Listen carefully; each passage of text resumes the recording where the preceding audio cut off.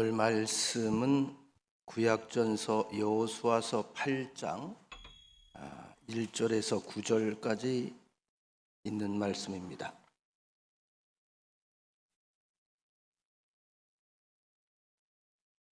여호수아서 8장 1절에서 9절까지 있는 말씀 봉독해 드리겠습니다. 여호와께서 여호수아에게 이르시되 두려워하지 말라, 놀라지 말라, 군사를 다 거느리고 일어나 아이로 올라가라. 보라, 내가 아이 왕과 그의 백성과 그의 성읍과 그의 땅을 다 네 손에 넘겨 주었으니 너는 여리고와 그 왕에게 행한 것 같이 아이와 그 왕에게 행하되 오직 거기서 탈취할 물건과 가축은 스스로 가지라. 너는 아이성 뒤에 복병을 둘지니라 하시니, 이에 여호수아가 일어나서 군사와 함께 아이로 올라가려 하여 용사 3만 명을 뽑아 밤에 보내며 그들에게 명령하여 이르되, 너희는 성읍 뒤로 가서 성읍을 향하여 매복하되 그 성읍에서 너무 멀리 하지 말고 다 스스로 준비하라. 나와 나를 따르는 모든 백성은 다 성읍으로 가까이 가리니 그들이 처음과 같이 우리에게로 쳐 올라올 것이라. 그리할 때에 우리가 그들 앞에서 도망하면 그들이 나와서 우리를 추격하며 이르기를, 그들이 처음과 같이 우리 앞에서 도망한다 하고 우리의 유인을 받아 그 성읍에서 멀리 떠날 것이라. 우리가 그들 앞에서 도망하거든 너희는 매복한 곳에서 일어나 그 성읍을 점령하라. 너희 하나님 여호와께서 그 성읍을 너희 손에 주시리라. 너희가 그 성읍을 취하거든 그것을 불살라 여호와의 말씀대로 행하라. 보라, 내가 너희에게 명령하였느니라 하고 그들을 보내매 그들이 매복할 곳으로 가서 아이 서쪽 베델과 아이 사이에 매복하였고 여호수아는 그 밤에 백성 가운데서 잤더라. 아멘. 시간에 5명이라고 했는데 보니까 6명이네요. 어떤 생각이 드셨는지요? 엄마와 아빠와 어린아이들이 함께 찬양으로 하나 된다는 것이 얼마나 아름다운 모습인지 우리가 다시 한번 확인하는 장면입니다. 여기에 손줄까지 합치면 더 아름답겠죠? 한번 따라해 보시기 바랍니다. 말씀으로 하나, 찬양으로 하나, 기도로 하나. 그럼 사탄이 덤빌 수가 없습니다. 이 시간에도 오늘 집에서 온라인으로 예배를 드리는 분들, 또 1층에서 함께 영상으로 예배를 참여하는 분들, 또 본당에서 함께 대면에서 예배 드리는 여러분들 모두에게 하나님의 역사가 날마다 함께 하시기를, 하나님의 은총이 날마다 가득하시기를 간절히 축원합니다. 우리 옆 사람과 인사합니다. 쳐다보면서 좌우에 있는 분들, 또 앞뒤에 있는 분들에게 당신은 하나님의 보배입니다.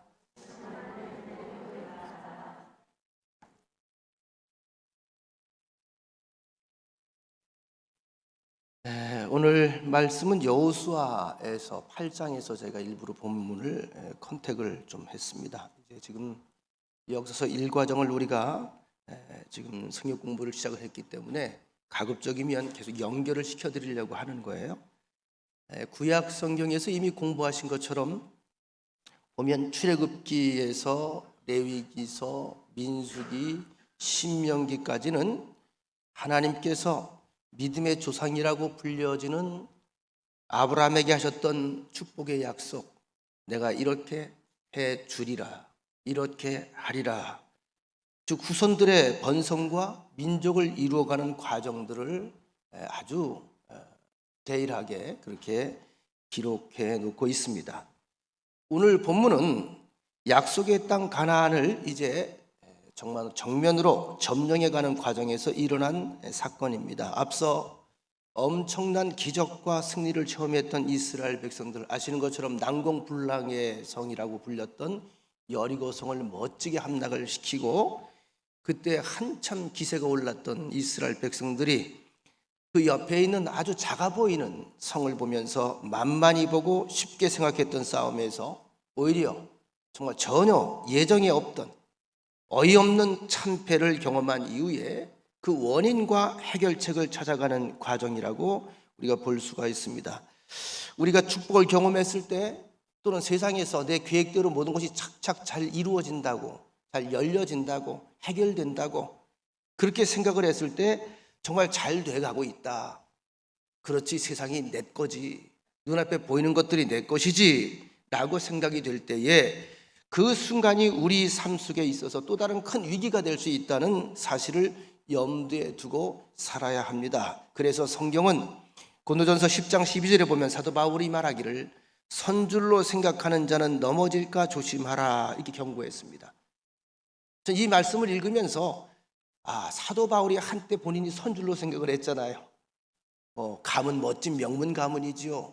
또 최고의 학벌을 그가 나와 취할 수 있었죠. 거기에다가 인정받는 아주 젊은 그런 말하자면 정치의 신인이었고 덕망받고 인정받는 그런 실력자였습니다. 누가 하나 부러울 게 없었어요. 모든 사람들이 그 주변의 가문들이 저 바울처럼 되라, 바울처럼 되라. 자기 위에 아무도 안 보였어요. 이럴 때 본인이 있는 자리가 넘어진 자리라는 걸 몰랐거든요. 하나님께서 주님을 통하여 강제적으로 다메섹 도상에서 귀한 환상을 보게 하고 체험하게 하심으로 그의 눈을 바꿔버리시죠. 선줄로 생각하는 자는 넘어질까 조심하라. 참 우리가 두고두고 마음에 새겨야 될 말씀이라고 생각이 됩니다. 애굽에서 400년 동안을 종살이한 끝에 그들의 염원이었던 해방과 자유를 맛보며 하나님께서 그들에게 약속의 땅으로 주신 가나안 땅으로 가는 그 여정은 우리가 이미 공부했습니다만 결코 만만치 않았고 결코 쉽지 않았습니다. 사람들은 너무 이기적인 생각에 지나온 날들을 쉽게 잊어버립니다.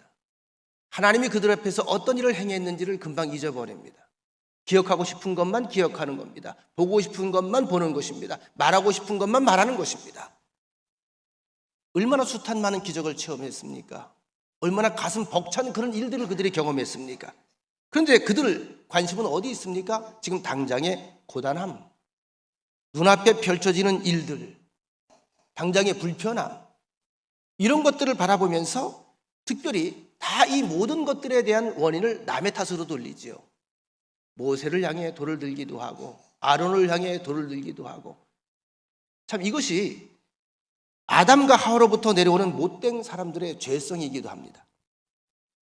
광야에서 40년의 기간을 보낸 출애굽 1세대들은 그들이 입만 벌리면 우리는 가나안 땅에 절대 못 들어간다, 광야에서 다 죽게 될 것이다, 광야로 되돌아가야 되는데 그곳이 살 곳인데 여기서 죽을 수밖에 없는 운명이 되었구나.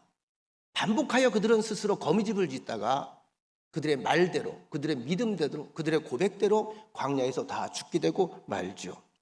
그리고 이 세대들이 지도자된 여호수아를 중심으로 가나안 땅에 들어가게 됩니다. 이 과정도 우리가 대략 압니다. 요단 서편에 머물던 그들 앞에 요즘 이제 장마철이 시작이 된다고 하죠. 장마철에 물이 시뻘겋게 내려가는 그런 물이 범람하는 바로 그 시기에, 하필이면 그 시기에, 여러분 가물었을 때 건너가면 얼마나 좋아요. 요즘 겨울 건너기 좋잖아요. 장마가 시작되면 겨울 건널 수가 없습니다. 기껏 견디게 하고 기다리게 하다가 홍수가 나고 장마철이 되니까 물이 시뻘겋게 범람해 내려가는데 그 길을 건너라는 겁니다. 왜일까요?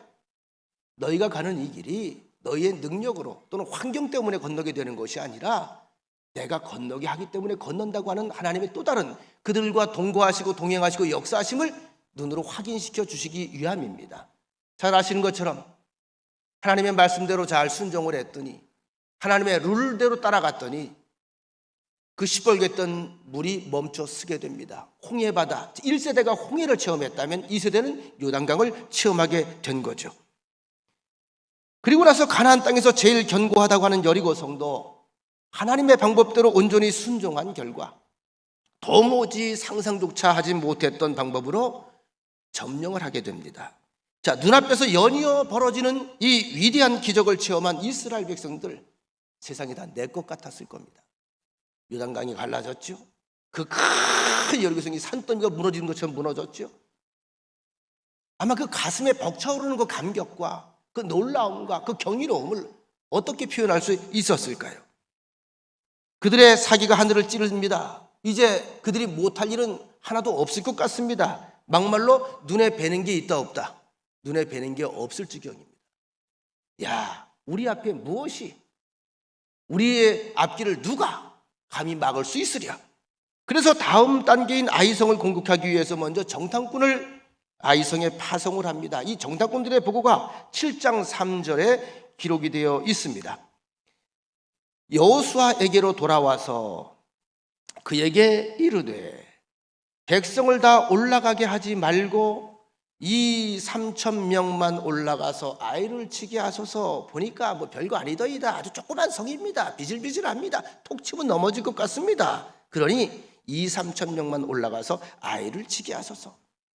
그들은 소수이니 모든 백성을 그리로 보내어 수고롭게 하지 마소서. 여러분, 그 이전에 있었던 여리고 성의 전투 장면을 혹시 기억하고 계시나요? 그들은 아침에 일찍 일어났습니다. 하나님을 철저하게 신뢰했습니다. 일어나서 제일 먼저 다지는 게 하나님께 대한 신뢰입니다. 하나님께 그들은 함께 기도했습니다. 그들은 하나님이 주시는 말씀을 듣고 매일 엿새 동안 성주의를 돕니다.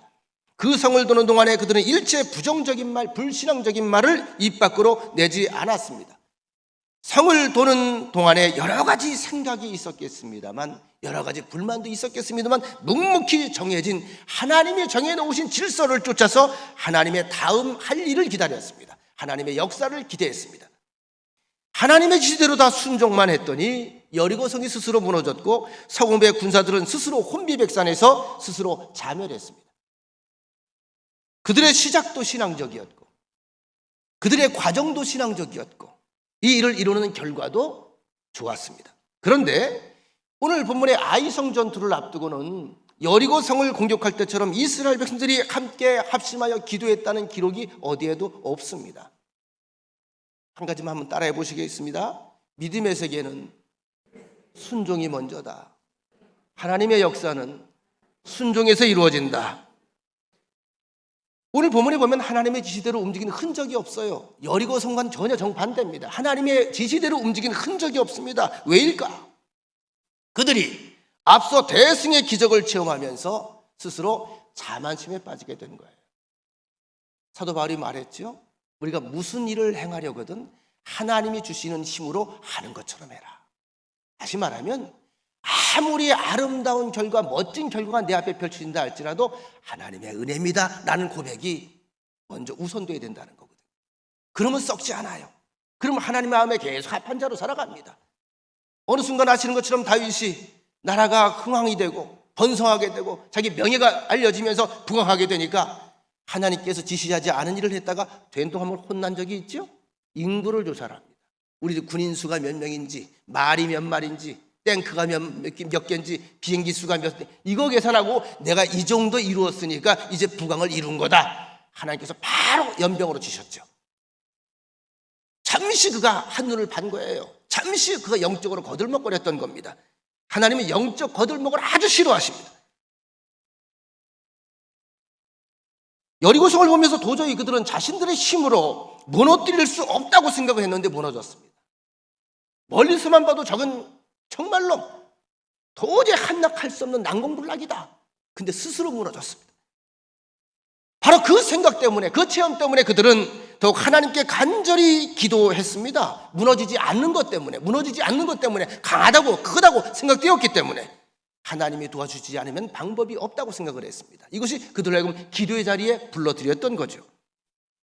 승리의 원천이 하나님께 있다고 믿고 하나님의 말씀을 구했고 하나님의 말씀을 들었고 말씀대로 순종했습니다. 그리고 정말 큰 기적을 눈으로 보고 온몸으로 체험하는 아름다운 기적의 주인공들이 되었습니다. 문제는 그 다음입니다.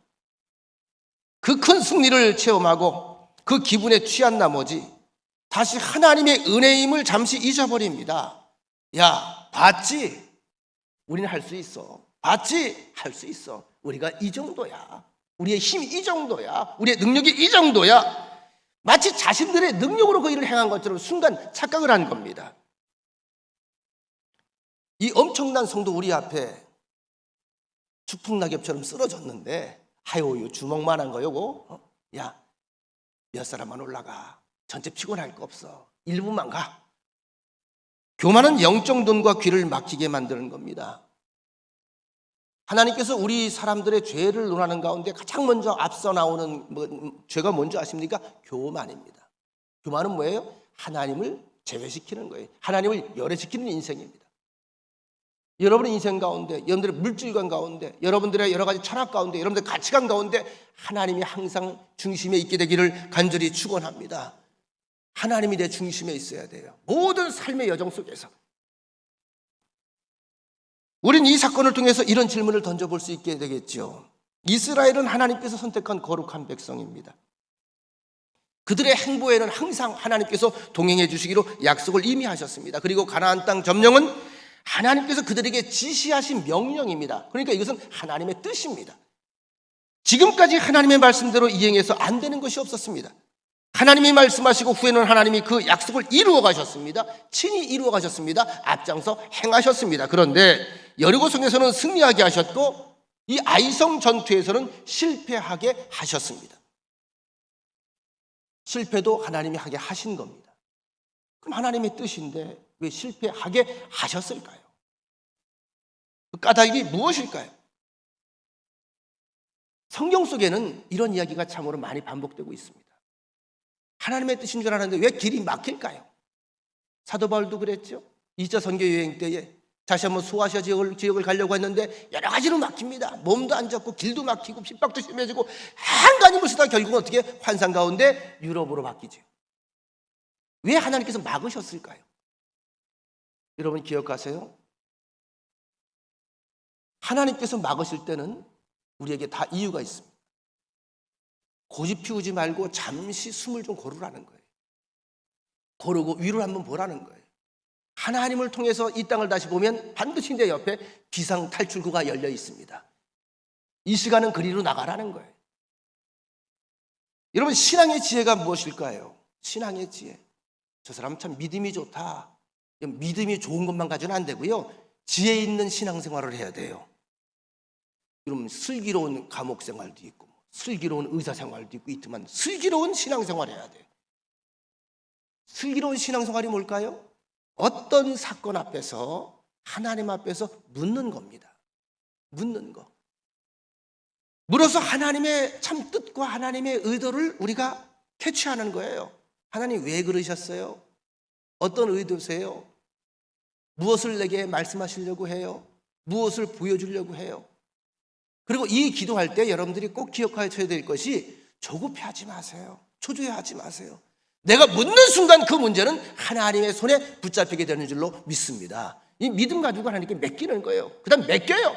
주여 말씀하세요. 내가 움직이겠습니다.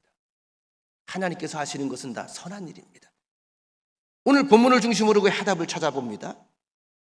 왜 아이성 전투에서 그들은 실패하게 하셨을까? 지금 이스라엘은 한 개인이 아닙니다. 아브라함 한 가족이 아닙니다. 한 가문도 아닙니다. 12지파로 구성된 큰 민족 공동체입니다. 그런데 하나님의 백성들이고 하나님의 공동체입니다. 하나님의 이름이 있습니다. 하나님의 명예가 있습니다. 하나님의 자부심이 가려 있습니다. 하나님의 계획이 있고 하나님의 꿈이 있습니다.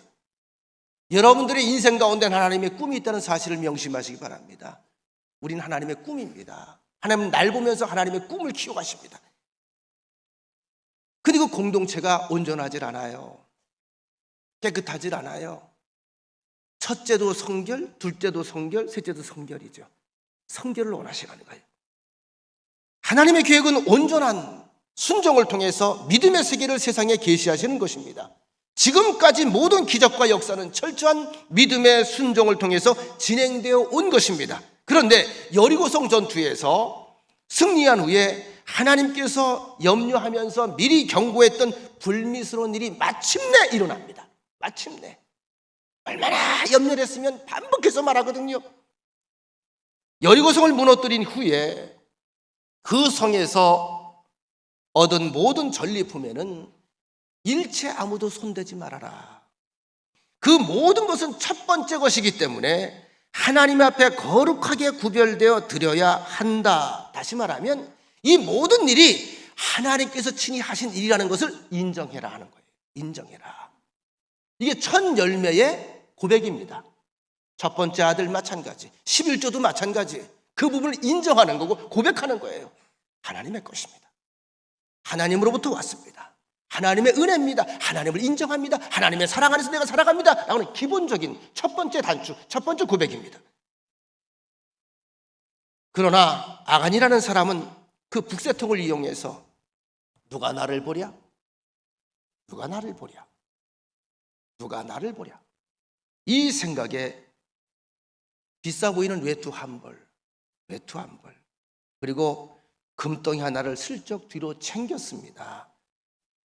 오늘 본문이 경고하는 이야기가 바로 이겁니다. 따라합시다. 누가 나를 보랴? 본다 안 본다? 보신다는 거죠. 누가 나를 보랴? 여러분, 그 수많은 사람들이 전쟁통에 부스통을 이루는데 뭐 집도 부시고 다 난리가 나는데 그 옷 한 벌하고 금괴 주머니 하나 집어넣는 게 뭐 대단한 일 같습니까? 누가 볼 사람이 있겠어요? 누가 나를 보랴? 여러분, 하나님을 의식하는 것이 신앙입니다. 하나님을 바라보는 것이 신앙생활입니다. 하나님 앞에서 항상 행하는 것처럼 행하는 것이 신앙입니다. 10의 1조는 모든 것의 주인인 하나님의 은혜를 인정하고 감사하는 가장 기본적인 신앙 고백입니다. 우리가 과감하게 물질관을 하나님 앞에 던져놔야 돼요. 그 던지지 못하는 것을 하나님은 인간의 탐욕이라고 보는 것입니다. 아간은 탐욕에 눈이 어두워서 그만 하나님을 놓쳐버리고 맙니다. 지금 여리고 전쟁, 첫 번째 전쟁입니다. 첫 번째 단추입니다. 이 처음이 참 중요합니다. 신앙생활의 첫걸음을 두고 함께 하느냐, 어떤 마음가짐으로 하느냐, 오늘은 어떤 자세로 하루를 시작하느냐에 따라서 우리의 하루의 내용이 달라지게 되고 미래가 달라지게 돼요. 제가 가끔 우스갯소리로 그 말씀을 드리지요. 어떤 분이 교인을 초청을 해서 전도를 해서 교회를 왔어요. 초신자가 됐어요. 근데 참 희한해요. 자녀가 부모 닮아가듯 초신자는요, 자기가 처음 만난 그 사람을 제일 닮습니다. 그 사람이 기도에 힘쓰는 분이라면 기도해야 되는 줄 알아요.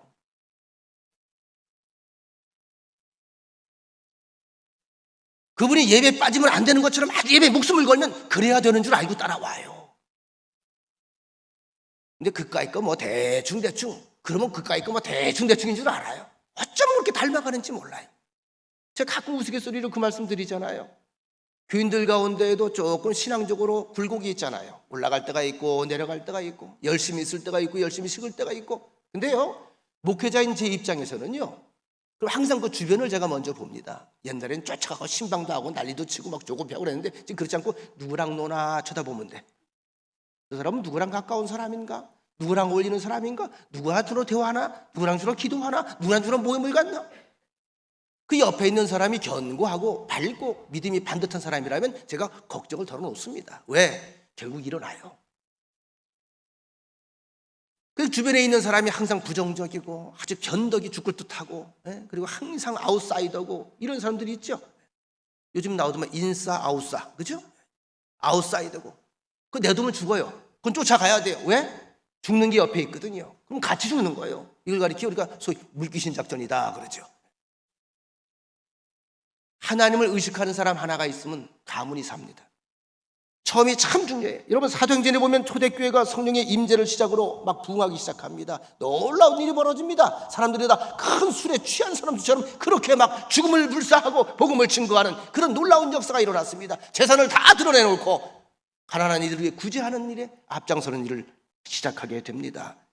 한참 그들이 부흥에 들뜨고 그들이 이곳이 바로 천국이구나 이런 들뜬 마음을 가지고 신앙생활을 할 때에 일어난 첫 번째 비극이 뭐죠? 아나니아와 삽비라 부부의 죽음입니다. 이 사건은 그 당시에 모든 그리스도인들에게는 충격이었습니다. 엄청난 두려움이었습니다. 경악할 일이었습니다. 왜 하필이면 이 시기에 이 좋은 분위기를 이렇게 망쳐놓는가? 이걸 알아야 돼요. 이 비극적인 사건을 통해서 초대교회는 언제나 하나님 앞에서 경외심을 잃지 않게 되었다는 사실입니다. 오늘 본문의 실패도 전혀 회복될 수 없는 일이 아니었죠. 실패의 원인을 찾아서 치료하면 되는 겁니다. 이스라엘 백성은 아이성 전투에서 이 실패를 통해서 하나님께 다시 묻는 자리에 서게 됩니다. 물으면 살아요. 왜입니까? 하나님 왜입니까? 어디서 잘못된 겁니까? 왜 이런 일이 벌어집니까? 하나님께서 기다리셨죠. 그래서 대답하십니다.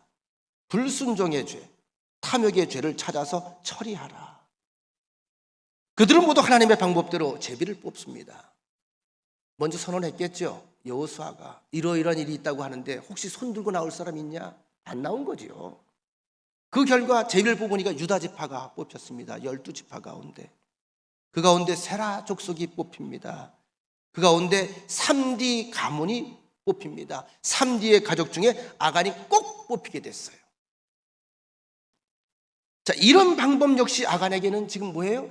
이렇게 계속해서 이런 일들이 진행되고 있을 때가 뭐예요? 자기에겐 회개의 기회예요. 뉘우침의 기회예요.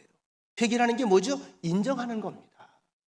어려운 게 아니라 그냥 인정해버리는 거예요. 잘못했습니다.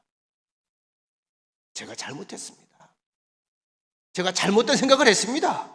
잘못된 행동을 했습니다. 자, 이런 귀한 회개의 기회가 주어졌음에도 불구하고 끝까지 미루다가 결국 비참하게 멸망을 당하는 인생이 되고 말지 않습니까?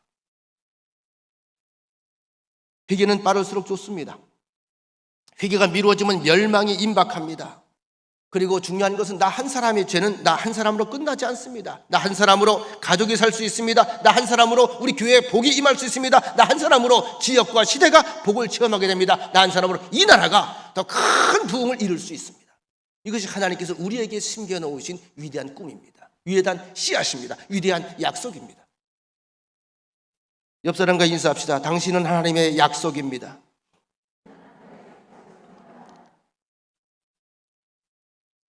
하나님은 온전한 공동체를 원하신다. 내가 나 하나로 끝나지 않는다. 하나님은 하나하나 포기할 수가 없다는 거죠. 실패를 실패로 끝내서는 안 됩니다. 누구라도 실수할 수 있습니다. 실수하니까 사람이지요. 누구나 실패할 수 있습니다. 그래서 누구라도 실수한 사람, 실패한 사람에게 돌을 던져서는 안 됩니다. 그럴 자격이 있는 사람은 세상에 아무도 없습니다. 동시에 실패했다고 그 자리에 안주하거나 절망의 늪에 빠진다면 그건 역시 하나님이 기뻐하시는 일이 아닙니다. 왜냐하면 불신앙의 자세이기 때문에. 하나님 믿는 사람들은 일어섭니다.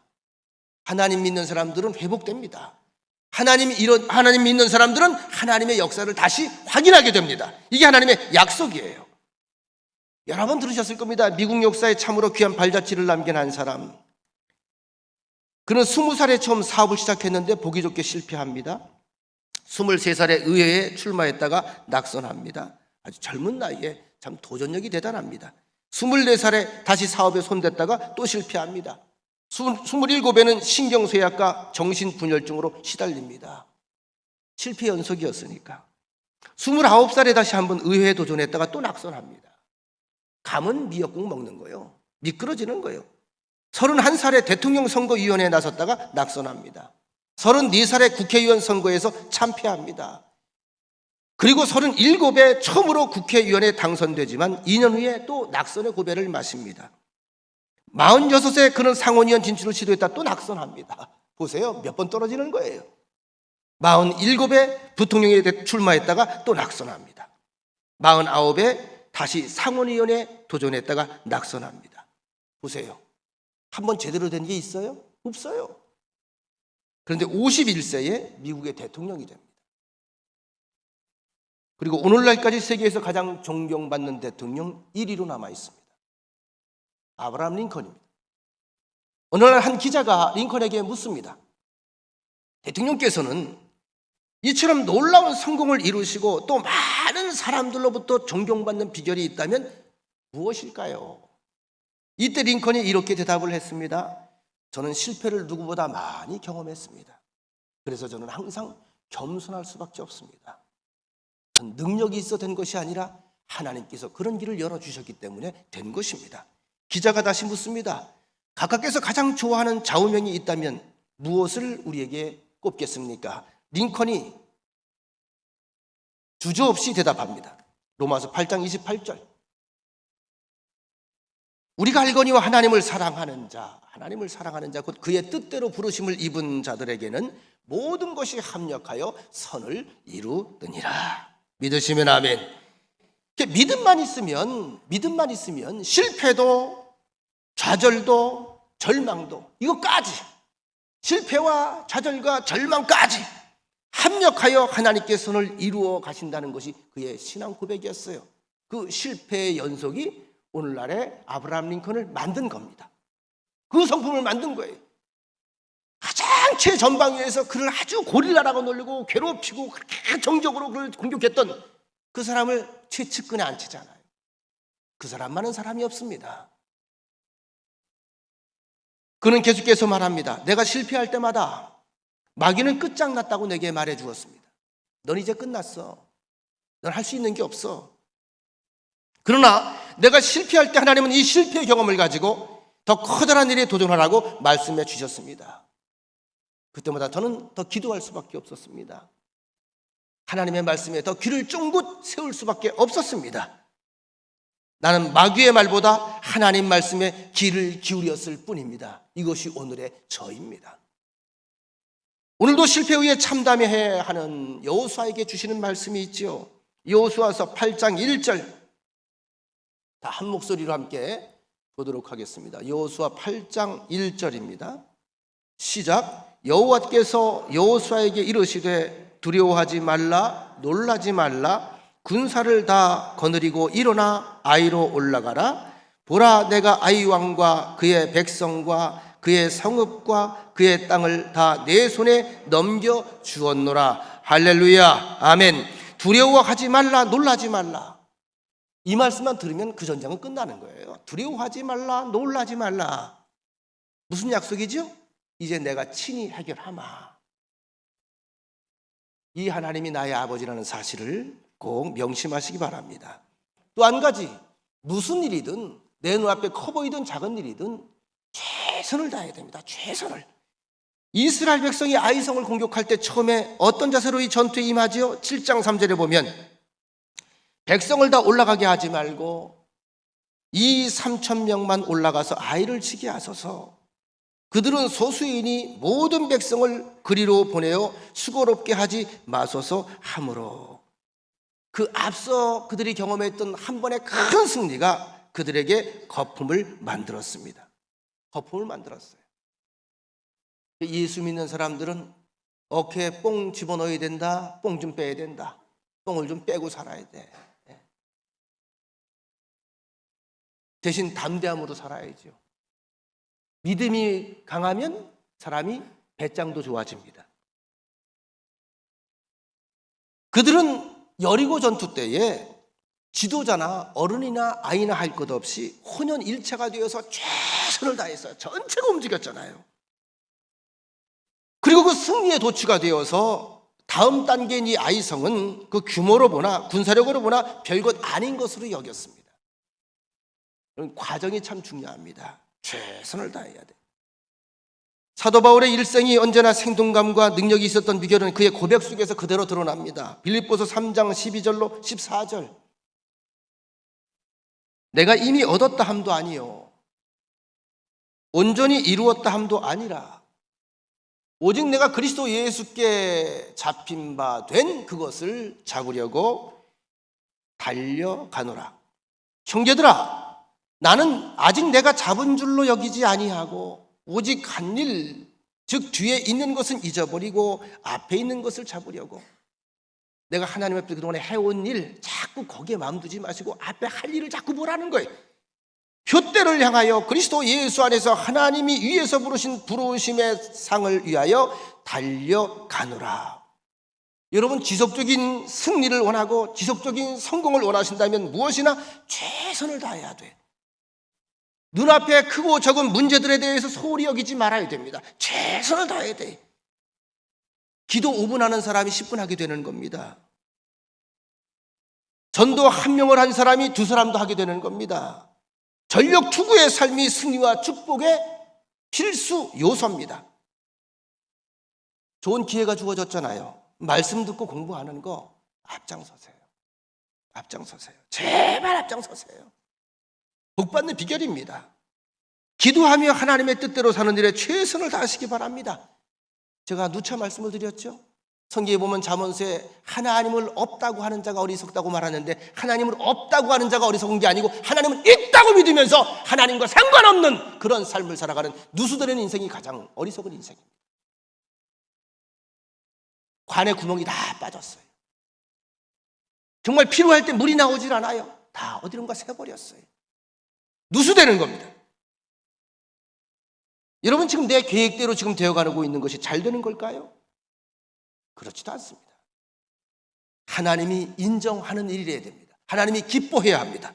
하나님 마음에 꼭 들어야 됩니다. 믿음이 있어야 합니다. 하나님과 떨어진, 하나님과 상관없는 모든 일들은 밑 빠진 독에 물 붓는 것과 똑같아요. 이것처럼 일어난 게 없잖아요. 여러분, 이스라엘 역대 왕 중에 아버지의 후광을 이어받아서 가장 전성기를 누렸던 사람이 누구일까요? 솔로몬이죠. 그는 아버지의 영적 신앙을 잘 이어받아서 하나님 앞에 겸손한 사람으로 살았습니다. 성군 다윗 왕이 솔로몬을 옆에 두고 임종하기 직전에 들려준 말이 있습니다.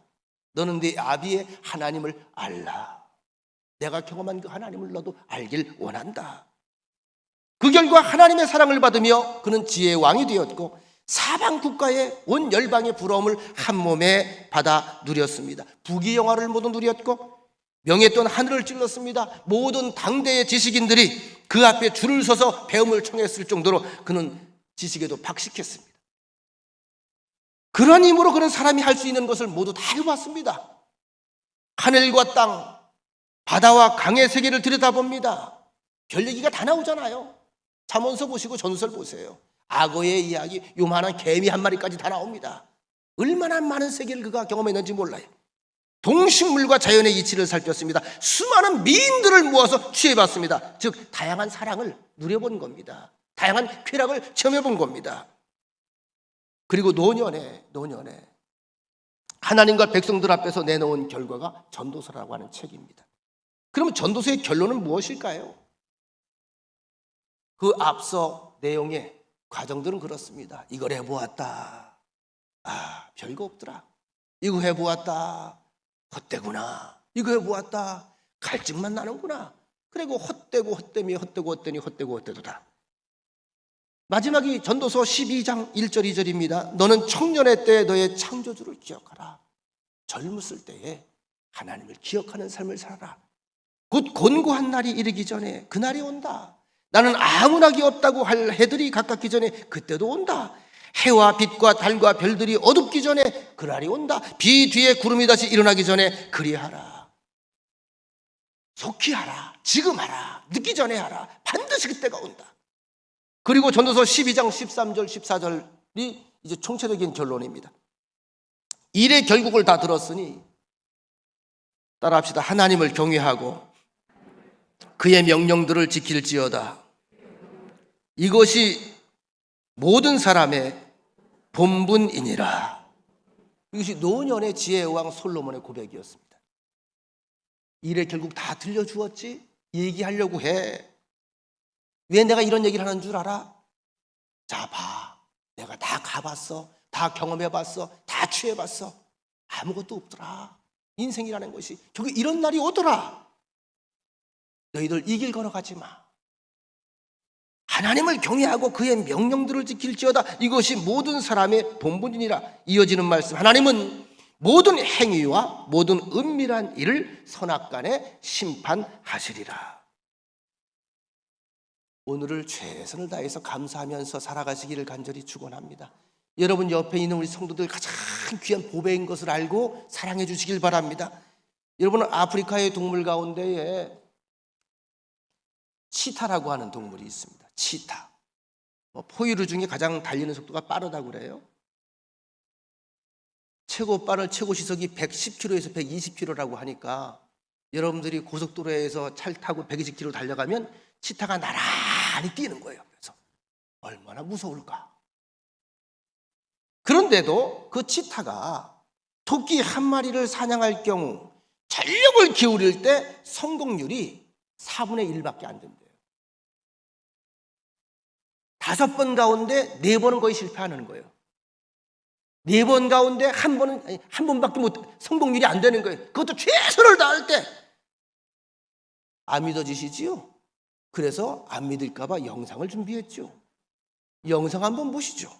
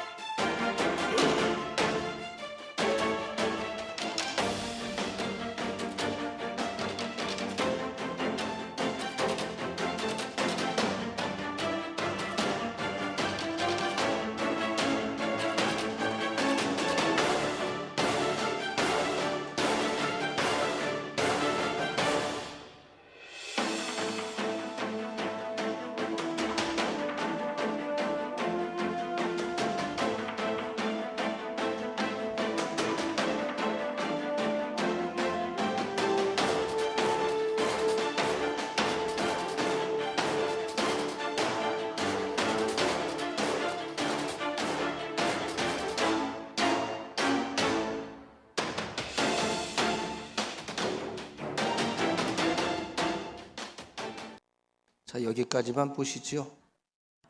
그 뒤에는 이제 잡아먹히는 건데 안 보는 게 나을 것 같고요. 토끼 우리가 볼 때 얼마나 귀엽고 그렇습니까? 이 치타 한 마리가요, 안 되니까 두 마리가 협공을 하지요. 시속 110km로 따라다니는 거예요. 저렇게 해도 4번 하면 3번은 실패한다는 거예요. 이런 보실 때 장난 삼아 지금 하는 것 같아요? 아니면 죽기 살기로 다 하는 것 같아요? 전력을 다하죠. 나 자신의 삶은 스스로가 제일 잘 알아요. 내가 얼마나 최선을 다했는지, 주어진 시간과 환경 속에서 주어진 과제를 위해서 얼마나 최선을 다했는지 내 자신이 알아요. 그리고 하나님이 아십니다. 나를 보시는 하나님 앞에서, 그리고 내 스스로 거울인 양심 앞에서 내게 주어진 사명을 위해 언제나 최선을 다하시기 바랍니다. 전 요즘에 그렇게 살아요. 누가 알아주든 알아주지 않든 최선을 다하자. 하나님 앞에서 최선을 다하자. 근데 희한해요. 최선을 다하면 내 마음속에요, 어떤 배짱이 생기냐 하면 주께서 이제 하시리라, 이 약속이거든요. 꼭 기억하세요. 하나님의 일에 최선을 다하세요. 세상 일에 최선을 다하면서 남은 시간에 하나님 찾지 말고, 제가 오늘 성경 공부도 다 등록을 시키라고 그랬어요. 그랬더니 뭐 바쁘다 그러고, 바쁘죠. 내가 다 알죠. 왜 안 바쁘겠습니까? 농사 짓느라고 바쁘고 인삼하느라고 바쁘고 얼마나 바쁜 철입니까? 그래도 하나님이 우선이 돼야지. 하나님 소외시키면 하나님이 서운해해요. 그 와중에도 하나님이 첫 번째 일 하나님 원하신 거예요. 왜? 하나님이 그렇게 내게 오셨기 때문에. 그렇잖아요. 얼마나 바쁘게 할 일이 많으셨겠어요. 나를 우선순위에 두고 첫 번째로 두셨기 때문에 이 땅에 오셔서 죽기까지 하신 거 아니겠습니까? 이 앞에 우리가 무슨 핑계를 댈 수 있습니까? 최선을 다하세요. 마지막으로 끝까지 하나님의 말씀을 앞세우고 지시를 받아야 합니다. 이스라엘 백성이 아이 성전투에서 승리하기 위한 구체적인 지침이 하나님으로부터 여호수아를 통해서 전달됩니다. 이걸 아셔야 합니다. 하나님은 언제나 구체적으로 말씀하십니다. 막연하게 보시는 하나님이 아닙니다. 그리고 이 전략은 그들의 전에 여리고성을 점령할 때 쓰던 방법과는 전혀 달랐습니다. 그때그때 하나님은 방법을 구체적으로 알려주십니다. 오늘의 싸움을 위해서는 오늘의 전략이 필요해요. 어제의 전략이 꼭 오늘의 방법이 될 수는 없습니다. 그래서 우리가 날마다 기도로 깨어 있어야 된다는 거예요. 여러분, 마귀가 매일 똑같은 방법으로 내게 다가올 것 같아요? 아니죠. 천의 얼굴을 가지고 있어요. 만의 얼굴을 가지고 있어요. 만의 방법을 가지고 있어요. 내 개인적인 과거의 체험을 가지고 계속 고집해서는 안 됩니다. 어제 은혜를 가지고 오늘을 살 수 없어요. 어제는 어제 은혜로 사는 거예요. 어제는 어제 만나로 먹는 거예요. 오늘은 오늘의 만나가 또 필요해요. 그 은혜를 구하시기 바랍니다. 그 은혜를 힘 입으시기를 축원합니다. 그리고 그리스도인의 삶의 특성은 철저하게 하나님의 인도하심을 받는 겁니다. 그분의 안내를 거절한다면 그는 더 이상 하나님의 자녀가 아닙니다. 로마서 8장 14절에 보면, 다 같이 함께 읽어보실까요? 시작. 무릇 하나님의 영으로 인도함을 받는 사람은 곧 곧 하나님의 아들이라. 다시 한번 읽습니다. 무릇 하나님의 영으로 인도함을 받는 사람은 곧 하나님의 아들이라. 하나님의 아들은 어떤 사람이라고요? 하나님의 영으로 인도함을 받는 사람, 성령의 인도함을 따르는 사람입니다. 성령의 인도함을 따르는 사람. 우리가 하나님의 자녀로 하나님의 말씀을 얼마나 사모하고 있습니까? 범사에 하나님의 뜻을 얼마나 우리가 찾으려고 애를 씁니까? 이스라엘 백성들은 기도 없이, 말씀 없이 과거의 전적만 믿고 전투에 뛰어들었다가 지금 패배를 맛보는 장면을 우리가 확인해 보았습니다. 그러나 그 패배를 통해서, 그 실패를 통해서 비로소 하나님 앞에서 말씀을 기다릴 줄 아는 귀한 사람들이 됩니다. 하나님은 그들에게 다시 반복해서 말씀해 주셨습니다. 본문의 8절 함께 보겠습니다. 8절 시작. 너희가 그 성읍을 취하거든 그것을 불살라 여호와의 말씀대로 행하라. 보라 내가 너희에게 명령하였느니라 하고, 너희가 그 성읍을 취하거든 그것을 불살라 여호와의 말씀대로 행하라. 보라 내가 너희에게 명령하였느니라. 어제의 경험대로 하라는 것이 아닙니다. 인간적인 판단을 가지고 자기 생각에, 자기 의견에 옳은 대로 행하라는 것이 아닙니다. 삶의 중요한 결정을 위해서 하나님의 인도를 구하고 주의 말씀을 따라서 행하라는 겁니다. 신앙의 묘미는, 여러분, 신앙에도 재미가 있고 묘미가 있어야 돼요. 신앙의 묘미는 하나님의 말씀을 듣고 그 말씀대로 순종한 후에 오는 틀림이 없는 약속의 성취를 체험해 가는 데 있는 겁니다. 기도하고 응답받아 봐요. 얼마나 짜릿한데요. 죄송합니다. 그런 기도를 제가 하지는 않습니다만, 제가 가끔 앉아서 기도하다가 또 성경 보다가 그런 생각을 가질 때가 있죠. 오늘 코다리찜이 참 먹고 싶다. 간절히 먹고 싶다. 희한해요. 누가 전화해서 목사님 코다리찜 먹으러 갑시다 그래요. 여러분, 그때 그 짜릿함 아세요? 모를 거야. 그 짜릿함. 이건 비단 먹는 것만 얘기를 하는 거지만, 기도하고 마음에 품은 것들이 금방 무언가 응답으로 들려졌을 때 나는 응답인 걸 아는 거예요. 야, 하나님이 내가 혼자 중얼거린 것까지 아시네. 할렐루야. 이게 신앙의 묘미예요. 사소한 것, 사소한 일이잖아요. 사소한 일부터 신앙의 묘미가 있는 거예요. 말씀 마칩니다. 가나안 정복 과정 초기에 일어난 여리고 전투에서 대승 직후에 실패했던 오늘 아이성 사건을 통해서 얻을 수 있는 교훈 4가지를 우리가 배웠습니다. 하나님은 순수한 공동체를 원하신다. 나 하나는 우리 전부다. 다시 말하면 나는 귀한 사람이다. 소중한 사람이다. 대단한 사람이다. 2번째, 실패 현장에서 좌절하고 낙심하고 함몰당하는 인생이 아니라 하나님의 말씀을 새겨 듣는 지혜의 사람으로 거듭나라. 반드시 거기엔 하나님의 말씀이 있습니다. 메시지가 있습니다. 3번째, 범사에 겸손한 자세로 최선을 다하는 거예요. 여러분, 최선을 다하는 것 자체가 겸손한 사람들이 하는 거예요. 교만한 사람은 최선을 다할까요? 거들먹거릴까요? 거들먹거려요. 최선을 다한다는 건 뭐지요? 내가 겸손한 거예요. 하나님이 우리 일에 관여하시면서 대충 한 게 없어요. 다 최선을 다하셨어요. 우리 앞에 펼쳐진 하나님의 역사는 하나님의 최상의 선물인 줄로 믿으시기 바랍니다. 마지막으로 범사에 하나님의 말씀을 앞세우고 지시를 받을 준비를 해라. 하나님의 말씀은 틀림이 없다. 그 말씀의 길은 사는 길이다. 생명의 길이다. 회복되는 길이다. 승리하는 길이다. 성공하는 길이다. 형통의 길이다. 믿으시면 아멘. 기도하겠습니다. 하나님, 한 사람 한 사람 특별히 하나님께서 엮어주신, 하나님께서 연결해 주신 이 귀한 수입 공동체, 하나님 아버지를 필두로 해서 하나의 가족을 이루게 하신 것 참 감사합니다. 서로 사랑하되 뜨겁게 사랑하게 하여 주옵소서. 서로가 더 낮게 여기게 하여 주옵소서. 함께 아름다운 메시지의 전달자들이 되게 하시며, 무엇보다도 순수한 공동체를 원하시는 하나님의 귀한 명령 앞에 모두 다 감사함으로 함께 서게 하여 주옵소서. 실패와 실수의 현장에서 좌절하고 낙심하고 함몰당하는 인생이 아니라 오히려 우리에게 들려주시는 유래의 하나님의 말씀을 새겨 듣는 지혜를 얻는 현장이 되게 하여 주옵소서. 범사에 맡겨진 오늘 하루 최선을 다하기를 원합니다. 힘 주시고 능력 주시고 믿음 허락하여 주셔서 하나님의 말씀대로 순종할 때에 하나님의 놀라운 역사가 무엇인지 체험하는 아름다운 신앙의 묘미를 맛보는 주역들 삼아 주옵소서. 예수님의 이름으로 기도합니다. 아멘.